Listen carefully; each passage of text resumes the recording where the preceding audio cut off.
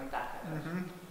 So how does that, so there's two people in that equation. There's you and there's the judger. What's that make you feel about you when you're being judged? Well, just that my opinions are not being valued. Okay, so in that case, it could be, you know, yeah, it questions your value, right? Right. Makes you look and go, well, gee, in front of everybody, it got that, and like, well, gee. And some people, that then creates another response, which is anger. Right? So one thing I'm doing when I judge you is I'm damaging you. And as a leader, the Hippocratic Oath is first do no harm. Right? Just like a doctor, you know, you're very familiar with it. So for me to judge is me really damaging, you know, sending you a message that you're not worthy.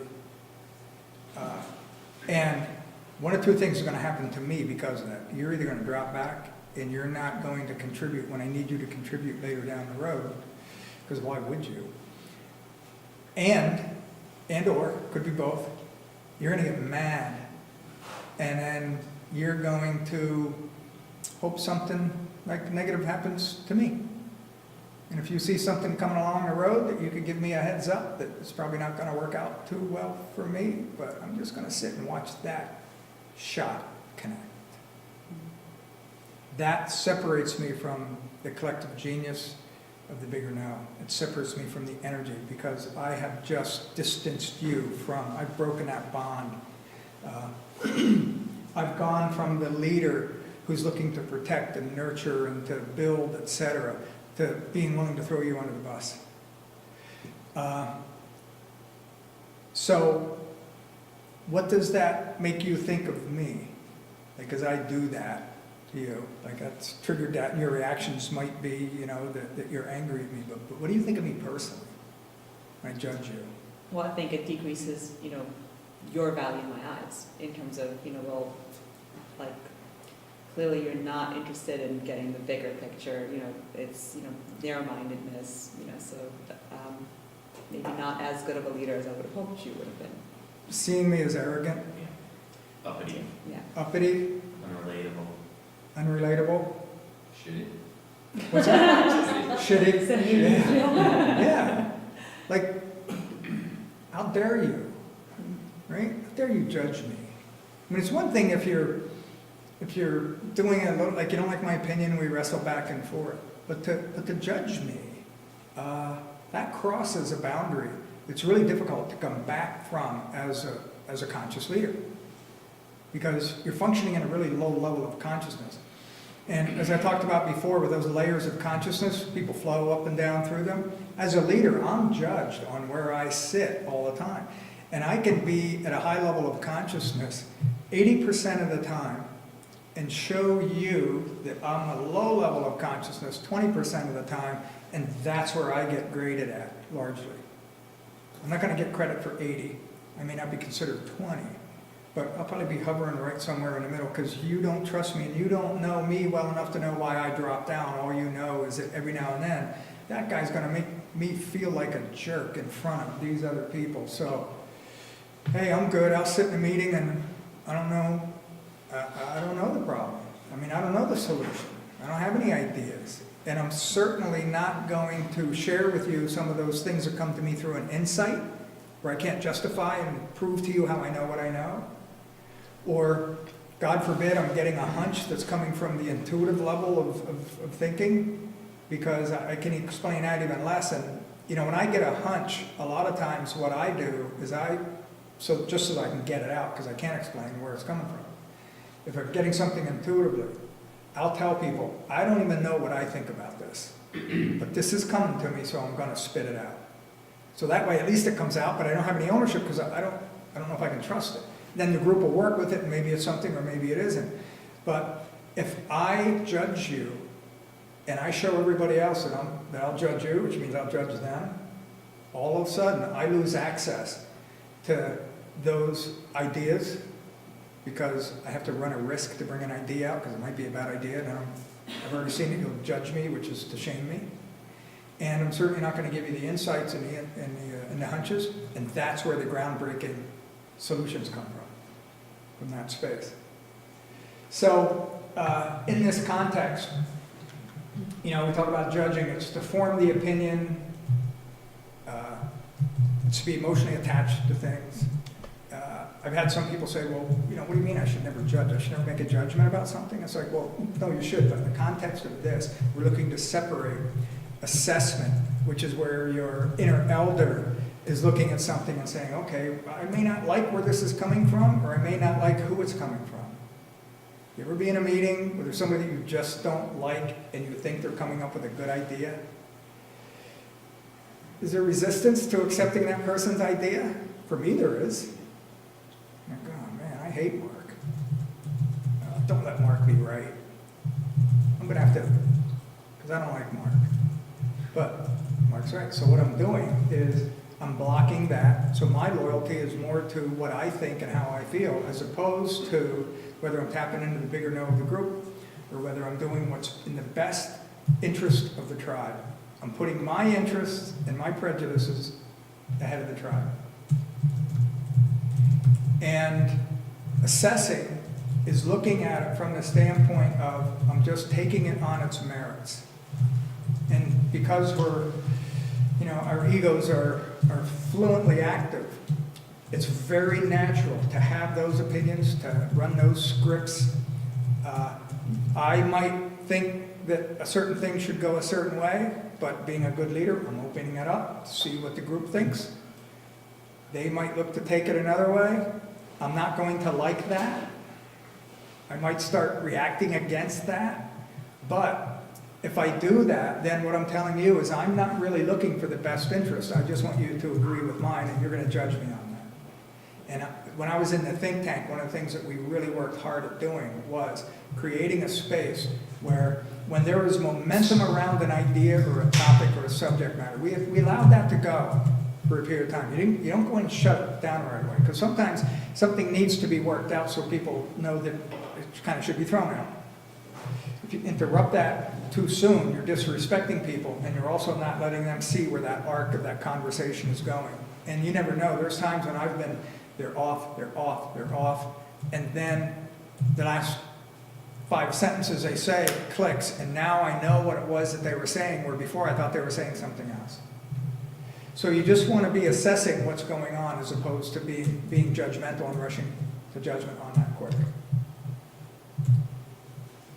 We talked about the, bringing this slide back up. When you start judging people, you start activating their egos, and you start pushing them all through, down into anger, down maybe into fear, apathy, shame, all that type of stuff.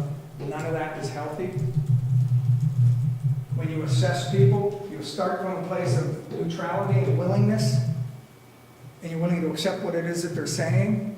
We're starting to repeat a little bit of this stuff from the previous principles, but this is how they integrate. They keep playing on one another. So, we talked a lot about energies. Judging has a certain energy to it as well. And so does assessing. I've been in situations where I didn't think I was judging somebody, or I didn't think they knew I was, but they could tell I was based on the energy I was putting out. I was making them wrong.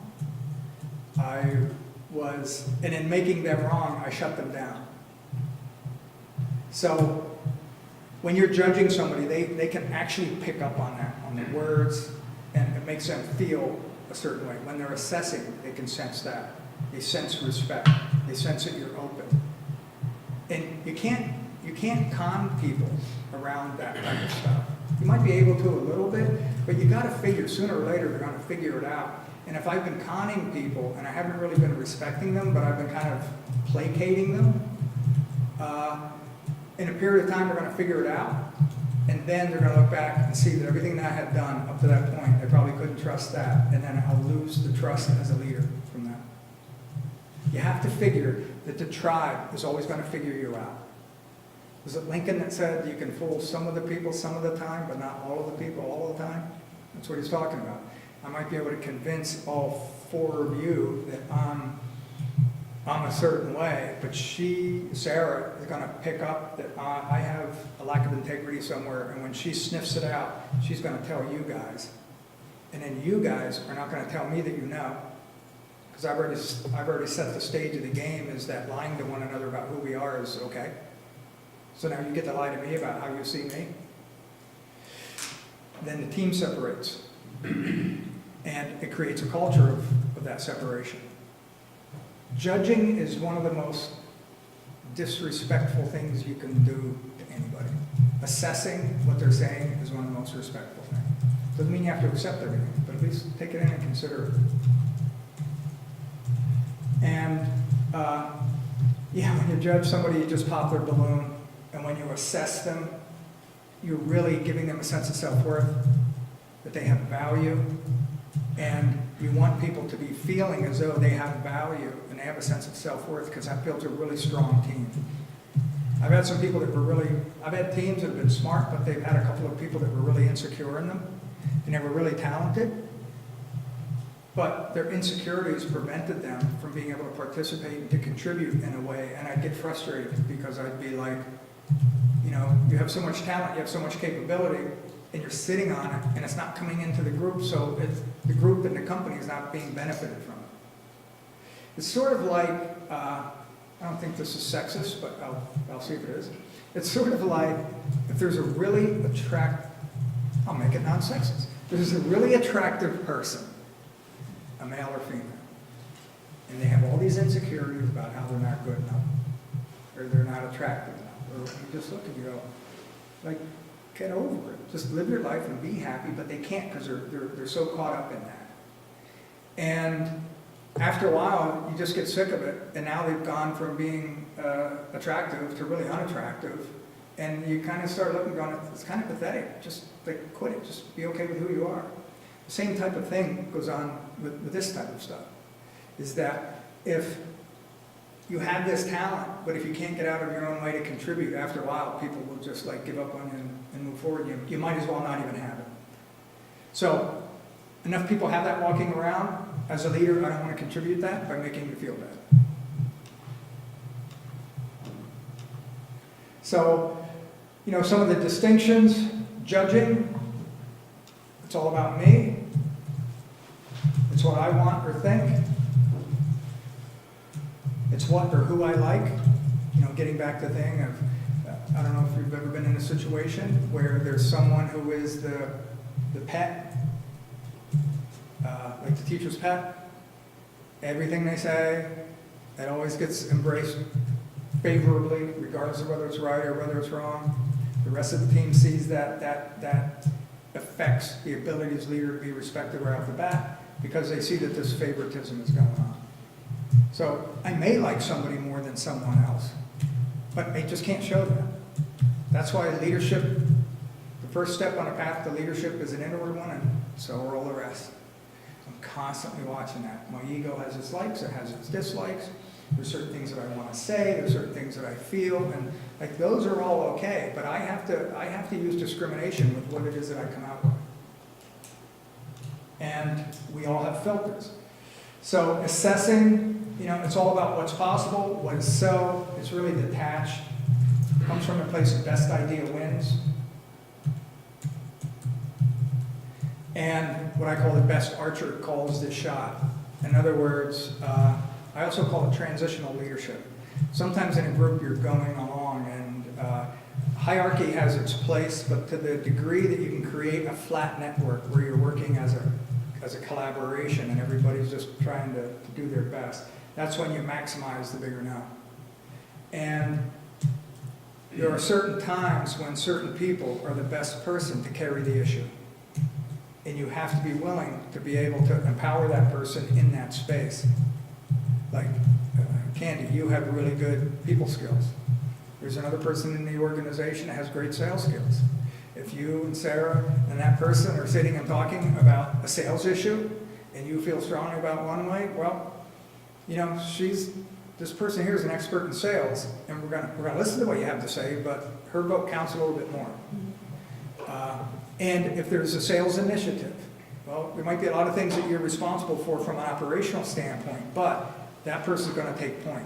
So you transition, then when it's operations, back over to you. So as a leader, you're looking, you're saying, you know, who's the best person that I can put to kind of spearhead this thing? That not only makes sure that you have the best person in the best place, but it also builds that person's talents and capabilities. It empowers them, and that increases the strength of the collective genius and the human capital in your group. So you're not only getting the best person doing the right thing, which means you're probably going to get the best result, but they're learning how to be stronger and better at what they're doing, and you're actually developing the next generation of your management team, your leadership team. And the company may not be growing to the point where it needs a bunch of leaders, but there's not a manager or leader out there that doesn't need a couple of good wingmen around them. You know, somebody they can just completely depend upon because they're not 3 steps behind where the leader is.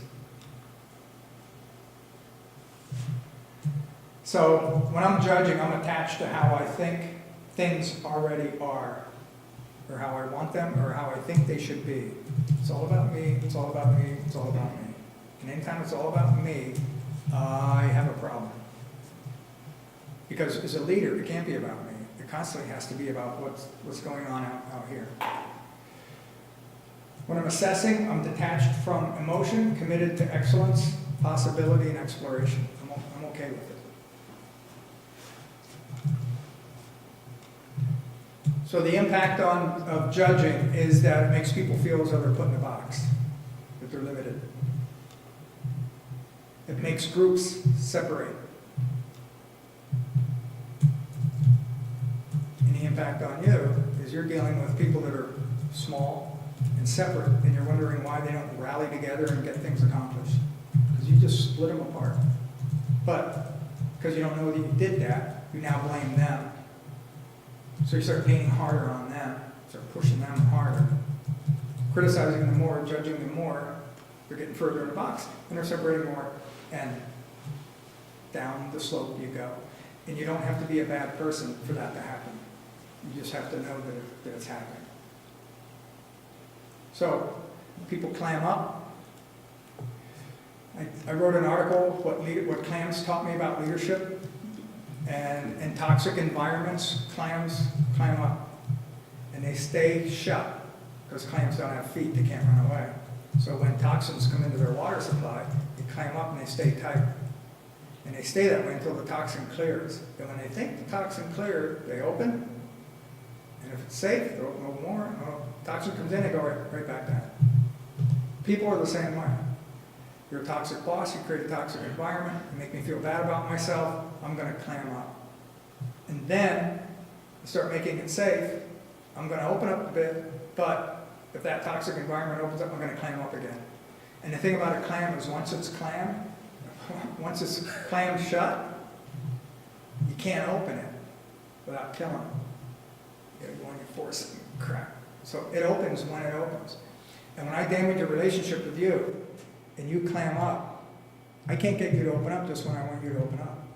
You're going to open up when you're ready to open up, when you think it's safe, if ever. So all of a sudden I've lost control of that because I've done damage to it. When you separate the team, you're just going to get a rebellion. People aren't going to do what it is you want them to do. Sometimes they will, sometimes they won't, but you lose control of that. And the other thing is, what you become seen as is a human toll road. When you judge people, when you make it painful for them to deal with you, you're extracting a price from them.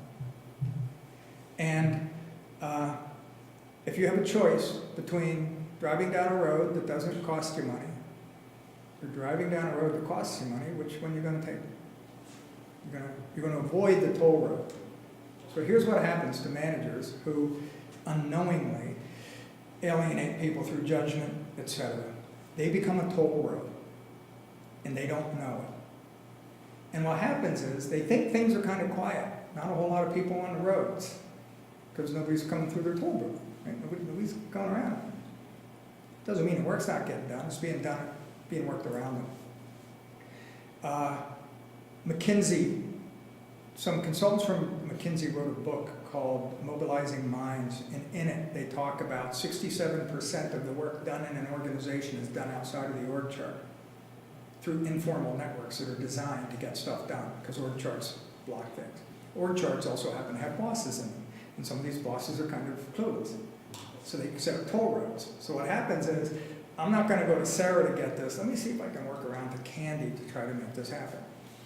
So as a boss, I start getting really unrealistic understanding of how much activity is going on in my business, because I'm standing there, nobody's coming to me, I guess there's no problems.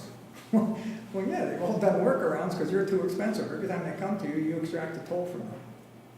So the question I want to ask is, do I want to be a human toll road? Do I want to make people pay a price to engage me? And if they do pay a price, is it worth it for them to pay that price?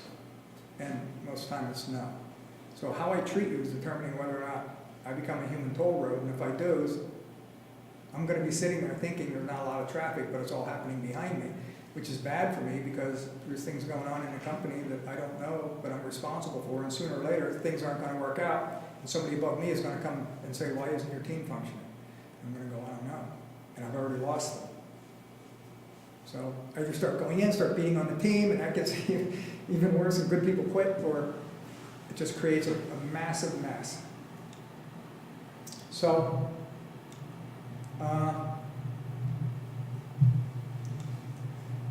so what we want to do with that is, again, I want to be aware of if I have a tendency to judge. I want to be aware of what it feels like. I can feel when I'm about to judge somebody. It has a certain energy to it. There's an energetic surge that comes with it. When I'm assessing, I'm still really tuned in, but I don't have attachments to things. So take a look and get a sense for what does judgment feel like to you when you're doing it. And once you're aware of it, you're conscious of it, you can make conscious decisions, you make better decisions. Sometimes you catch it, sometimes you don't. If you don't catch it, get back in integrity, go back to the person and say, look, I know I probably made you feel like crap here. Didn't mean to do that, my bad, own it. That apology not only makes it better with that person, allows you to get back in integrity, and you are able to ask for forgiveness and hopefully just say, look, I'm human just like everybody else is. But I stand to hold myself to this standard. And that's what they have to see as a leader. They have to see that you hold yourself to a standard that maybe they may not even be able to hold themselves to. And it's really not all that hard. It's really good for the ego to go back in and do that apology too, because now all of a sudden the ego doesn't want to have to do the apology, so it gets a lot slower about judging.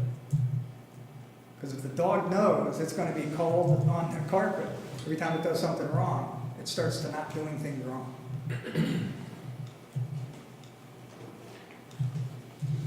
And what this diagram here is this just kind of shows the progressions on how things work. When you assess, it's productive. Things evolve, it leads to innovation, and it nurtures and creates. Judging de-evolves, leads to restrictions, and destroys. So it's cycles. We're putting cycles in place, and we just want to know what they are. And what you're doing is you're building cultural momentum around that. Because cultures have momentums, and they're really hard to change. So the culture is either one of support or one of criticism. And if you have a culture of support, when you stub your toe and you shift over into criticism, it's pretty easy to rebound from that, because the cultural momentum, the belief system is that we care about each other, we're moving forward. But you have to build that kind of on a day-to-day basis, and that is defense against you making the mistake that you're going to make at some point. The other side, it just gets into a negative culture.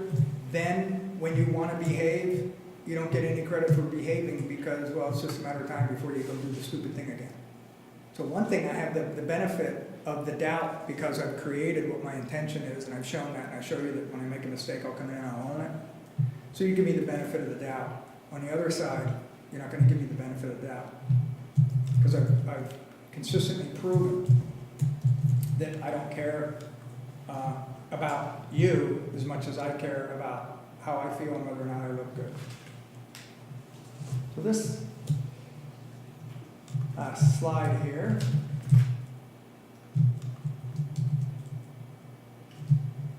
Okay, so with assessments, what we're doing is we're aware of how it is that we're acting. We're also looking at what's coming into us. We're conscious of how we're dealing with everything, how we're taking it in, how we're feeding it back out. We're making conscious decisions on how we want to act, and then we begin to have wiser decisions. With judgments, what we're doing is we're looking at things through our filters. Like we all have filters. If I think Candy's a great person, that's the filter I see her through. If I think Mark is, that's the filter I see him through. And then those filters become my beliefs. And then those beliefs, because I believe them, they become facts. So now I've started to lock you into a box. My filter puts you into a box. And then those facts affect my perception, and they become my reality. And then I'm locked in because I've already judged you. The ego likes to have things defined, and I've already got you in that box, and that's how I see you every time you show up. If I constantly look to assess and I constantly look to reset, and yeah, Mark might irritate me, but he's coming in, let me be in the now. What is he contributing now? Forget what he did in the past. If he becomes a jerk again, it'll show up in front of me and I can deal with it again. But he might really come in with something important. And Mark deserves the right to feel respected. Whether I like him or not doesn't mean I'm right. Whether I think he has value or not doesn't mean he has value or not. Of course he has value. David Hawkins talks about the fact that, I get to be me and you get to be you because we're both made from the same thing. And of course you get to be here. And of course you get to be exactly who you are. And me too. So you always want to see the human in the human. You always want to be connected with that. And yeah, we're going to have our opinions. And some people work really hard to give you the opinion that they're really wearing you out. And that's okay. You have boundaries with how you deal with it. But be clear. Be non-judgmental with how you deal with them. Use discrimination. Use respect. Because they feel it. And to the degree that you do that, everybody's going to be looking at you from the standpoint of being someone who functions at a surprising level of consciousness that is worthy of them to follow your lead and to show up and to contribute with that collective genius and everything that we need with that. So, assessing increases your access to the bigger no. Judging decreases it. And then when you're all said and done with that, act decisively.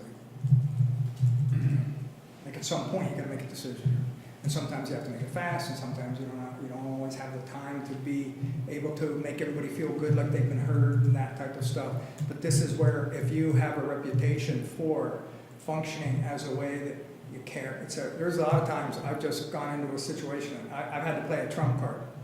I don't have time to explain, I don't have time to get input, I just need everybody to follow me from here to there, and it's that point I can use that emotional capital that I built up to get you to just follow me without questioning me, and you'll do it because you trust me, because I've earned it. If I haven't earned that on a day-to-day basis, then I don't have anything to work with, especially when I need you to listen to me the most. My dad tells a story that when my brother was about 4 years old, he looked and he saw him across a really busy 2-lane road. Like, how did he get over there? And the car's like, and my dad's on this side, and my brother, as a little kid, he sees him and starts coming across. And my dad just yelled, "Stay where you are." And because we weren't trained dogs, but we were like, you listen to Dad. Stop, frozen. Okay, Dad said stop, I stopped. If that wasn't there at that moment, that critical moment, You know, I probably wouldn't have an older brother. I used to like judging people because it made me feel superior. I liked that. Like, yeah, it was a good day. I was the smartest guy in that room. I showed her, showed him, love it. So I did it because it fed me. And then I grew up. And all of a sudden I was like, you know, I don't want to be that to people. I don't want to make somebody feel stupid. I know what I feel like when I feel like I don't want to do that. I don't want to be that guy. So how do I stop being that guy? And then that's when this whole assessment thing came up. So now I'd much rather be this. I still have my judgments. I just don't act on them nearly as much. Sometimes I do, but I don't know. Sometimes the dog breaks the leash, you know. And then there's times when you have like completely inappropriate conversations just because they're fun and they're harmless and there's nobody around and you know political correctness doesn't have to be everywhere. So that's when you let the dog off the leash and you have a nice little run. But you don't do it when you're in a position of authority to people that are dependent upon you. So does anybody here like being judged? No? Yeah, it's pretty obvious. Anybody have a story of where they were judged?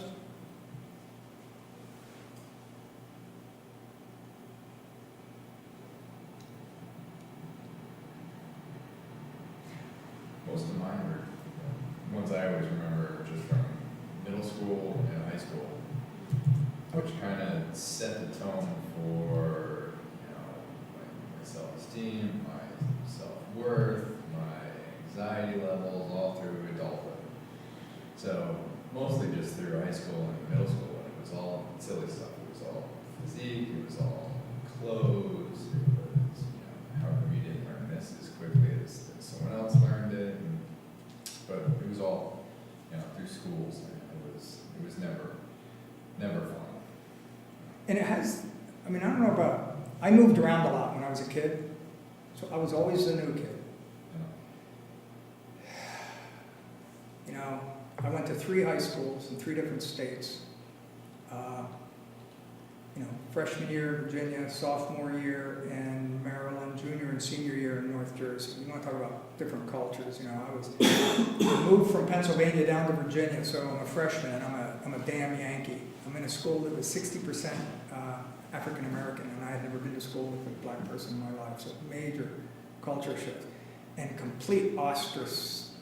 Nobody wanted to talk to me at all, right? So I was like, okay, well, the Yankee is just, and so I said, you know what? I'm just gonna self-absorb here. I'm just gonna be. I moved to Maryland. I realized I had an opportunity to start all over again. But once again, you're the new kid. You're ostracized. You're picked on. But what happens? What I saw with that, and then the same thing happened when I went to New Jersey. But I also saw a dynamic that the people that were already on the fringe, on the outside of the social acceptance tribe, those were the people that came, there's a bird in here, came and befriended me because they were outcasts too. So there's an outcast tribe, came and befriended me. Now the advantage was, because you know, I was a decent guy and I was good in sports and that kind of stuff, I got assimilated pretty quickly and I did pretty well, like eventually in a short period of time. So all of a sudden I was allowed to come out of that tribe into this tribe. But I couldn't forget about them, you know, because they were still ostracized. And I looked and I said, you know, I had the opportunity to get up and out of that. And I moved and I, you know, go through it again. So it was traumatic for me in a certain area.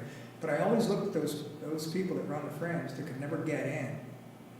And I've since had an opportunity to do some spiritual work where people were really present with what their childhood was and how it affected them. And I'll never forget, there was this guy who was a MIT professor. He's probably in his 40s, really good looking guy.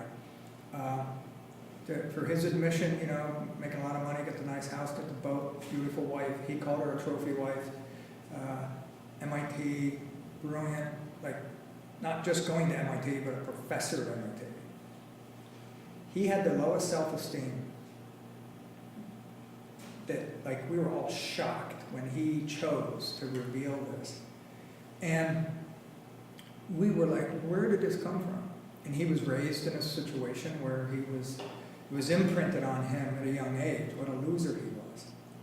And what he did was he overcompensated by that, by using something that the group I was with called a winning formula. And a winning formula is something that you put together that shows that you can that you can win in life, but in reality, it's designed to cover these really deep-seated feelings of insecurity that you have, that you just can't get out of on your own. So you go, I'm gonna go to MIT.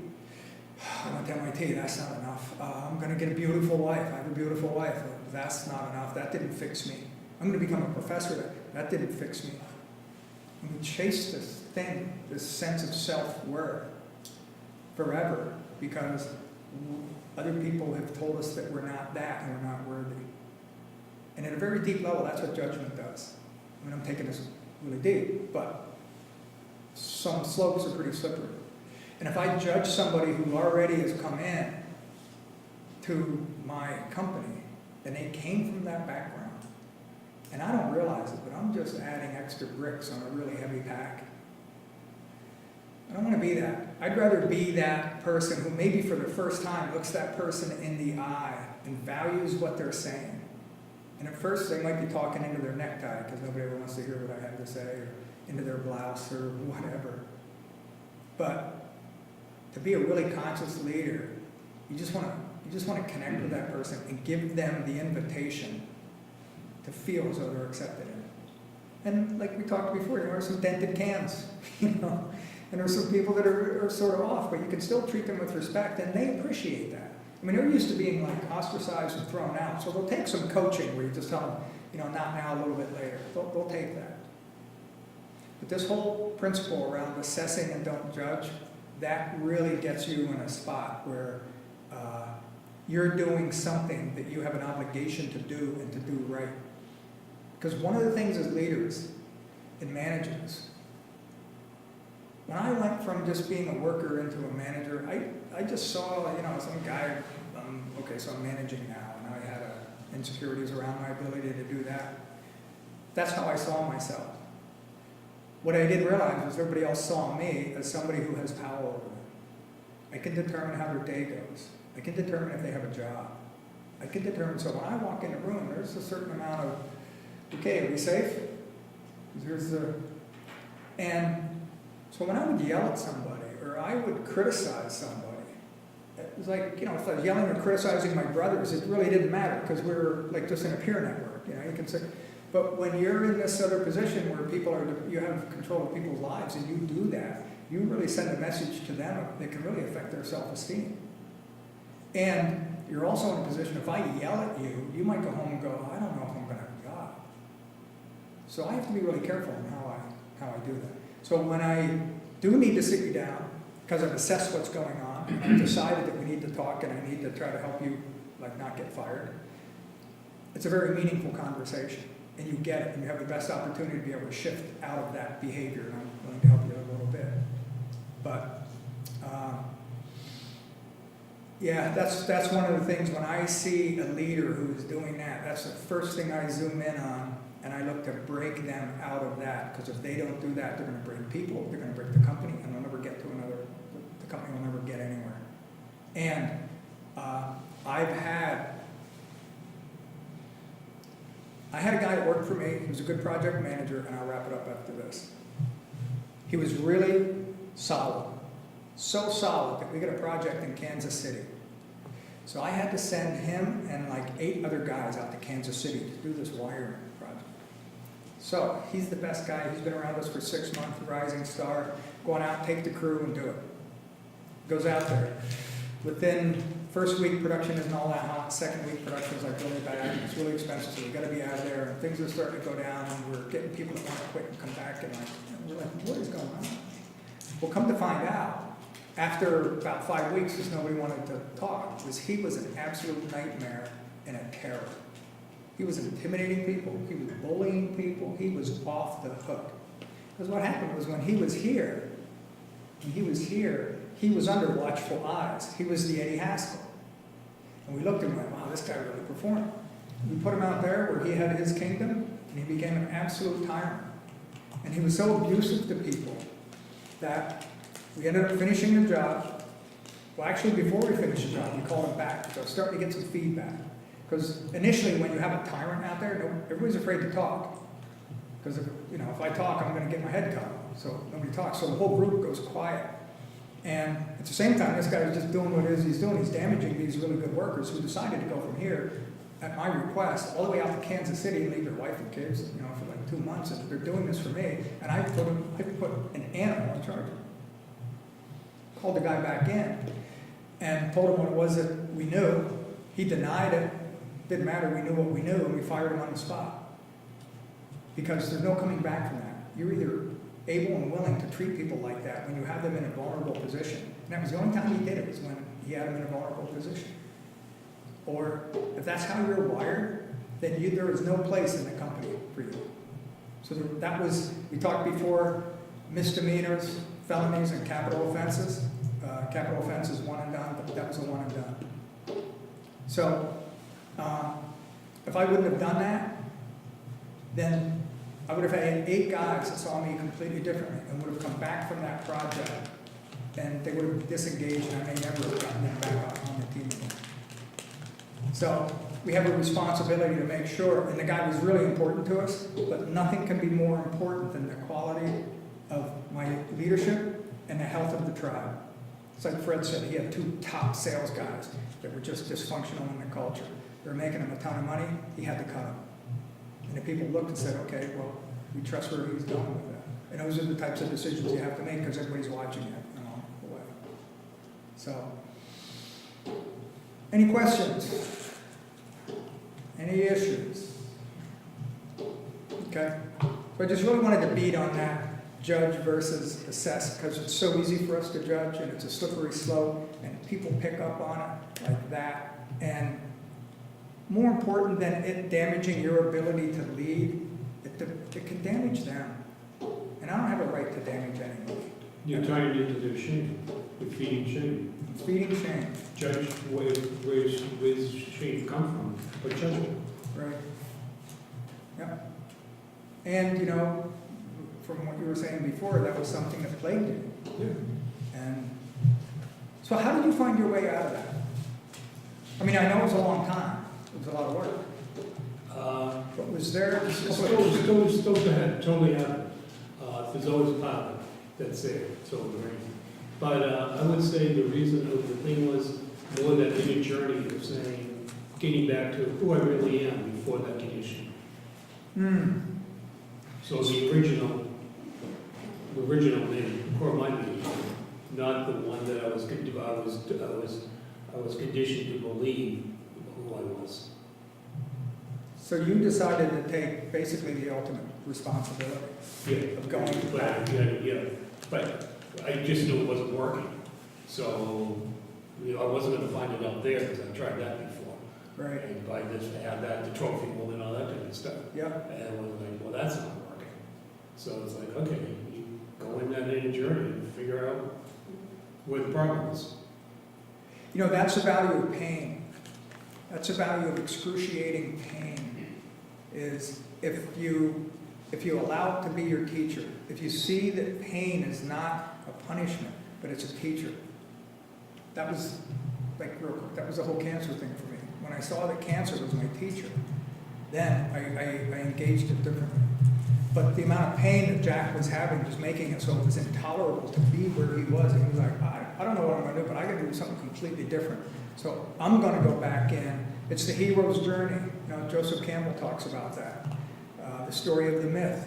The individual starts at a certain place in their life. They go off on a journey. Lions and tigers and bears and all these things that they have no idea how they're going to get through those challenges, and Methuselahs and all this kind of stuff. And what happens is that the individual in the story finds a solution and realizes that they had the solution and it was in themselves. They had the capability the whole time. And at the end of that journey, they come out of that a transformed person into actually realizing who they actually are at their core. And then they come back. They look the same, but they're completely different. They're transformed. And it's that going in, it's the cocoon, it's the caterpillar going into the cocoon, liquefying, coming out of the cocoon, and having the ability to fly and transform on the other side of that. But it was that pain, you know, when the caterpillar goes into the cocoon, it actually completely liquefies, and then it starts to reform. And the symbolism of that is, and I've had to do this on a smaller level, just go in and completely strip away everything that I thought about who I was based on what I thought I was and what other people have told me, and like, where am I and what am I, and go into that self-discovery and then rebuild. And that, you're stronger in yourself because you know who you are. You know who you are, but also you tap into, go back to Joseph Campbell, you find the Holy Grail.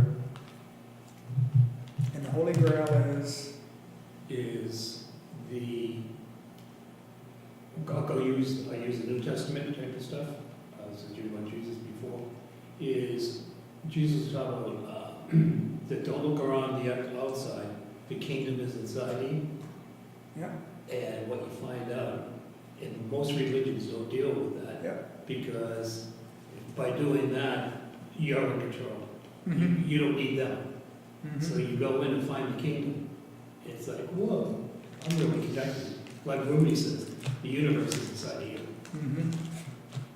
And we have that.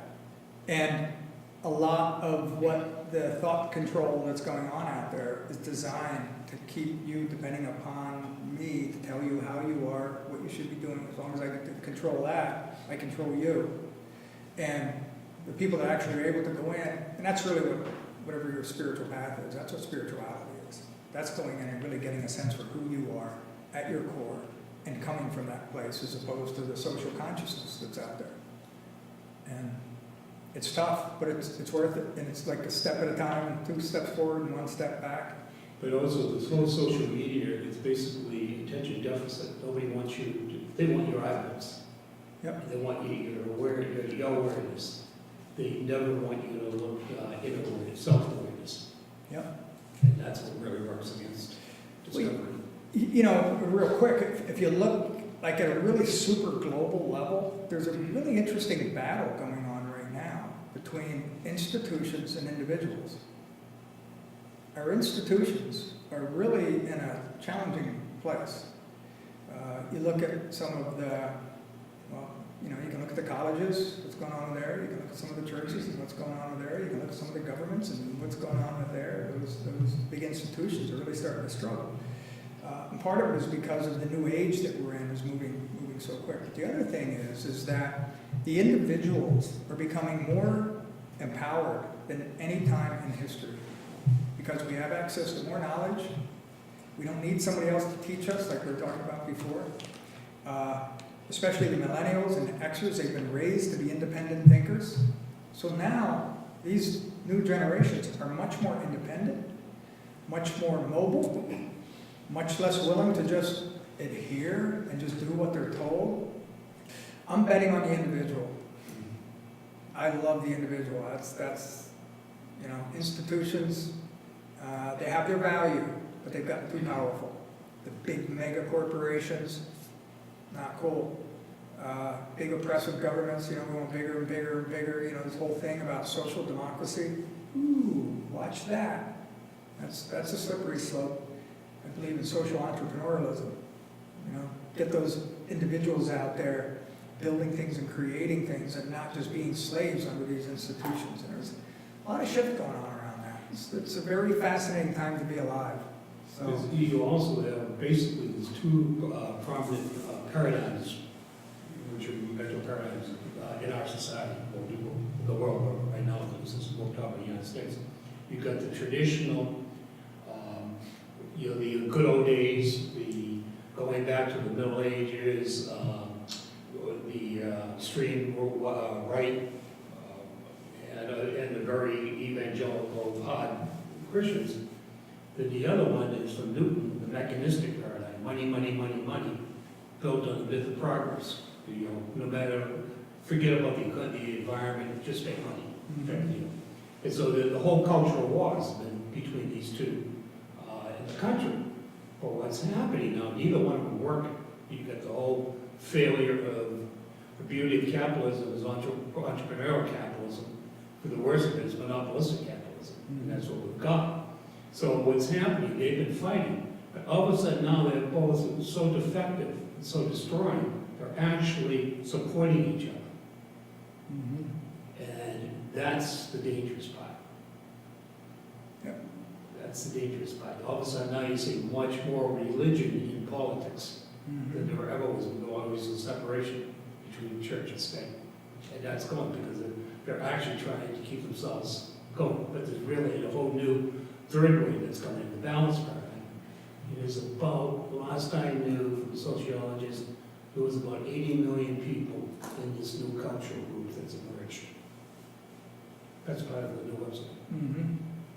There's about 80 million. But we don't know it because you never read about it. Because the prevailing paradigms don't want you to know that. Yeah, and the media is part of that Big time. manipulative institution thing, so they're all doing that stuff. But it's, the individual is faster, smarter, and now because of the internet, individuals can form tribes very quickly. So that's what the Arab Spring was about. You know, individuals just using the internet to come together and topple Mubarak's Egypt.